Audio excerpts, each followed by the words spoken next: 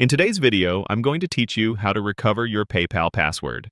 It's a common situation to forget a password, especially when you have so many online accounts. But thankfully, PayPal makes the recovery process straightforward and secure.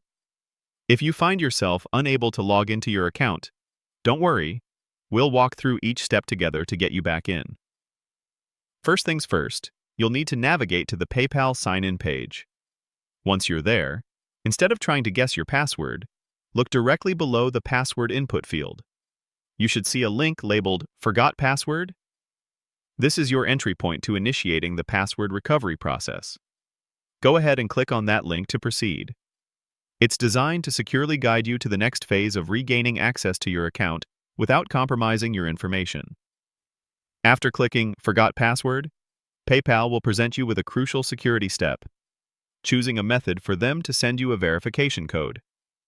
This code is essential for confirming your identity and ensuring that only you can reset your password. Typically, you'll be offered options like receiving a text message to the phone number associated with your account or an email to your registered email address. Carefully review the options displayed. It's important to select the method that is most accessible to you at that moment, perhaps the phone you have on hand or the email inbox you can quickly check.